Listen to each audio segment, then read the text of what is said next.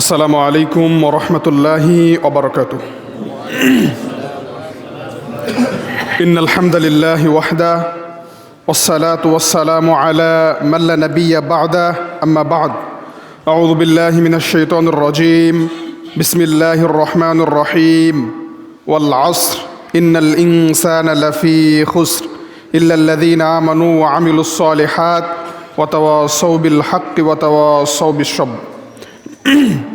আলহামদুলিল্লাহ, যাবতীয় প্রশংসা সেই মহান রব্বুল আলামিনের জন্য, যে আল্লাহ রব্বুল আলামিনের অশেষ অনুগ্রহে, অশেষ মেহেরবানিতে বাজিতপুর জামে মসজিদ কর্তৃক আয়োজিত তালিমি বৈঠকে আল্লাহ সুবহানাহু ওয়া তাআলা আমাদের এশারের সালাতের পরে আলোচনা শোনার, বলার এবং বসার সুযোগ করে দিয়েছেন। সেই মহান আল্লাহর দরবারে অন্তরস্থল থেকে শুকরিয়া জানাই আলহামদুলিল্লাহ। লাখ কোটি দরুদ সালাম বর্ষিত হোক মানবতার কল্যাণকামী, মহাবিপ্লবের মহানায়ক, মানবতা মুক্তির দিশারি হযরত মুহাম্মদ সাল্লাল্লাহু আলাইহি ওয়াসাল্লামের উপর। শহীদ ভাইদের জন্য শাহাদাতের সর্বোচ্চ মর্যাদা কামনা করছি। যারা বদর, উহুদ, খন্দক, খাইবারে ইসলামের পতাকাকে বিজয়ী করার জন্য, ইসলামকে পৃথিবীতে প্রতিষ্ঠিত করার জন্য যারা চেষ্টা করেছে, জীবন দিয়েছে, আল্লাহ তাদেরকে কাল কিয়ামতের দিন সর্বোচ্চ মর্যাদা যেন দান করে, সকলেই বলি আল্লাহুম্মা আমিন। সম্মানিত উপস্থিতি, খুব সংক্ষিপ্ত কিছু কথা। আল্লাহ সুবহানাহু ওয়া তাআলা বলছেন ওয়াল আসর, সময়ের শপথ। এই পৃথিবীতে সময় একটি মহামূল্যবান জিনিস। এই পৃথিবীতে যদি কোনো ব্যক্তি সময়কে মূল্যায়ন করে চলে, সময়কে মূল্যায়ন করে, তাহলে পৃথিবীর সব কিছু যদি তাকে ধোঁকা দেয়, পৃথিবীর সব কিছু তাকে যদি ছেড়ে যায়, তো অন্তত সময় তাকে ছেড়ে যাবে না। এই জন্য আল্লাহ সুবহানাহু ওয়া তাআলা বলছেন ওয়াল আসর, সময়ের কসম। ইন্নাল ইনসানা লাফি খুস, নিশ্চয় পৃথিবীর সকল মানুষ ক্ষতির মধ্যে নিমজ্জিত। মানে সব মানুষই ক্ষতির মধ্যে নিমজ্জিত। ইন্নাল ইনসানা লাফি খুস, নিশ্চয় পৃথিবীর সকল মানুষ ক্ষতিগ্রস্ত।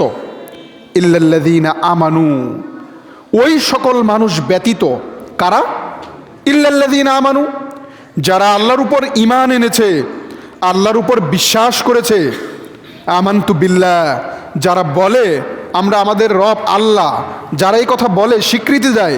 আমানতু বিল্লাহি ওয়া মালাইকাতিহি, যারা আল্লাহর উপর ঈমান এনেছে। ওয়া মালাইকাতিহি, ফেরেশতাদের উপর ঈমান এনেছে। ও কিতাবিহি, আল্লাহ পৃথিবীতে যত কিতাব পাঠিয়েছে সেই কিতাবের উপর ঈমান এনেছে। ও রুসুলিহি, এই পৃথিবীতে আল্লাহ যত নবী রাসূল পাঠিয়েছেন তাদের উপর ঈমান এনেছে। ওয়াল ইয়াউমিল আখিরি, বিচার দিবসের প্রতি ঈমান এনেছে এবং মানুষের ভালো মন্দর তাকদীরের উপর ঈমান এনেছে। এটা হচ্ছে ঈমান। আমি শুধু মুখে বললাম যে আমি আল্লাহর উপর ঈমান এনেছি, কিন্তু আমার বাস্তবায়ন নাই, স্বীকৃতি নাই, অন্তরে কোনো নাই, তাহলে আমি ঈমানদার হতে পারবো না। এই জন্য ওই সমস্ত মানুষ ক্ষতি থেকে বেঁচে যাবে যারা ঈমান এনেছে আল্লাহর উপর। ও আমিলুস সলিহাত, ঈমান আনার পরে তারা ঘরে বসে থাকে না, শুয়ে থাকে না। ও আমিলুস সলিহাত, এবং তারা সৎ আমল করে। সৎ আমল মানে কি? আমলে সলেহ, ভালো আমল করে, জেনে বুঝে আমল করে।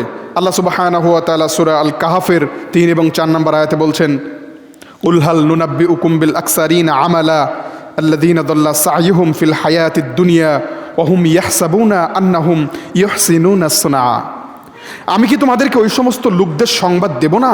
আমি কি তোমাদেরকে ওই সমস্ত লোকদের কথা বলবো না যারা আমল করে ক্ষতিগ্রস্ত, অতঃপর তারা মনে করে যে আমরা তো আমল করে সফল। তারা দুনিয়াতে নিজেদেরকে মনে করে তারা সফল, কিন্তু তারা ব্যর্থ, তারা সফল না। এজন্য ঈমান আনার পরে আমাদের প্রথম দায়িত্ব ও কর্তব্য হচ্ছে ঈমান আনার সাথে সাথে সৎ আমল করা। সৎ আমল মানে ভালো আমল করা, বুঝে শুনে আমল করা, যাচাই বাছাই করে আমল করা। মানে যে যা বলল আর আপনি সেই কথা মেনে নেবেন সেটা হবে না। আপনাকে যদি কেউ একটা আমলের কথা বলে আর সে বিষয়ে আপনি জিজ্ঞেস করবেন তাকে, এটা কি হাদিস কোরআনে আছে? কত নম্বর আয়াত, এর হাদিস কত? আপনি 10-5 জন আলেমকে জিজ্ঞেস করে তারপরে আপনি সেই জিনিসটা মানার চেষ্টা করবেন। একটা হুজুর বলল আর আপনি মেনে নেবেন, তাহলে কাল কিয়ামতের দিন আপনি ধরা খেয়ে যাবেন। বাজারে যেমন পণ্য কেনার সময় আপনি যাচাই করেন জিনিসটা ভালো কিনা, জুতা কেনার সময় যাচাই করেন জুতার ফিতাটা শক্ত কিনা, মধু কেনার সময় বলেন খাঁটি মধু কিনা, সরিষার তেল ক্রয় করার সময় বলেন সরিষার তেলটা খাঁটি কিনা। এরকম আমল করার সময় আপনাকে যাচাই করতে হবে আমলটা সঠিক কিনা, আমলটা ভালো কিনা, আমলটা মজবুত কিনা, আমলটা কি রাসূল সাল্লাল্লাহু আলাইহি ওয়াসাল্লামের দিয়া অনুযায়ী কিনা। অবশ্যই আপনাকে এটা যাচাই করতে হবে। মান আমিলা আমালান লাইসা আলাইহি আমরুনা ফাহুয়া রাদ্দুন। আয়েশা রাদিয়াল্লাহু আনহা থেকে বর্ণিত, তিনি বলছেন রাসূল সাল্লাল্লাহু আলাইহি ওয়াসাল্লাম বলেছেন যে আমলে রাসূলের অনুমোদন নাই সেই আমল বাতিল। আর ইল্লাল্লাযীনা আমানু ওয়া আমিলুস সালিহাত, সৎ আমল করা, ওয়া তাওয়াসাউ বিল হক, হকের দাওয়াত দেওয়া। আপনি যতটুকু হক জানেন সেটা আপনি মানুষের মাঝে বলে দিবেন, ওয়া তাওয়াসাউ বিস সবর। আর হকের দাওয়াত দিতে গেলে আপনাদের উপর বাধা আসবে, জুলুম আসবে, সেগুলো মোকাবেলা করবেন। আল্লাহ আমাদের সেই তৌফিক দান করুন, আমিন। যেহেতু স্যার চলে এসেছে, আকুলু কাউলি হাযা আস্তাগফিরুল্লাহ লি ওয়া লাকুম ওয়া লিসাইল মুসলিমিন। আসসালামু আলাইকুম ওয়া রাহমাতুল্লাহি ওয়া বারাকাতুহু।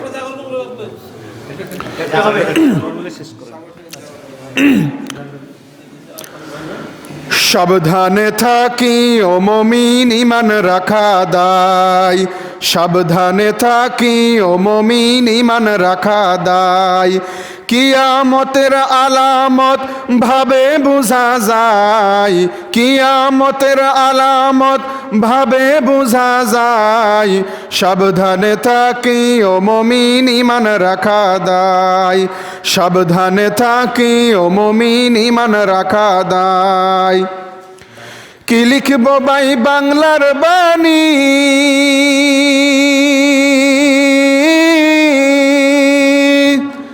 কি লিখব ভাই বাংলার বাণী, লিখতে ঝরে চোখের পানি। টাকার লোভে মানুষ মারে সোনারি বাংলায়, টাকার লোভে মানুষ মারে সোনারি বাংলায়। সাবধানে থাকি ও মুমিন, ঈমান রাখা দায়। সাবধানে থাকি ও মুমিন, ঈমান রাখা দায়। কিয়ামতের আলামত ভাবে বোঝা যায়। সাবধানে থাকি ও মুমিন, ঈমান রাখা দায়। বিশ্ব জরিপ দুর্নীতিতে বাংলাদেশ ভাই এক নাম্বারে। বিশ্ব জরিপ দুর্নীতিতে বাংলাদেশ ভাই এক নাম্বারে। এমন দেশ কি পৃথিবীতে খুঁজে পাওয়া যায়, এমন দেশ কি পৃথিবীতে খুঁজে পাওয়া যায়। সাবধানে থাকি ও মুমিন, ঈমান রাখা দায়। সাবধানে থাকি ও মুমিন, ঈমান রাখা দায়। 6 বছরের শিশু ধর্ষণ, বাংলা ছাড়া হয় না এমন। 6 বছরের শিশু ধর্ষণ, বাংলা ছাড়া হয় না এমন। ধর্ষণে সেঞ্চুরি উৎসব ভার্সিটিতে হয়, ধর্ষণে সেঞ্চুরি উৎসব ভার্সিটিতে হয়। সাবধানে থাকি ও মুমিন, ঈমান রাখা দায়। সাবধানে থাকি ও মুমিন, ঈমান রাখা দায়। কিয়ামতের আলামত ভাবে বোঝা যায়, কিয়ামতের আলামত ভাবে বোঝা যায়। সাবধানে থাকি ও মুমিন, ঈমান রাখা দায়। সাবধানে থাকি ও মুমিন, ঈমান রাখা দায়। লিল্লাহে তাকবীর। আসসালামু আলাইকুম ওয়া রাহমাতুল্লাহি ওয়া বারাকাতুহু।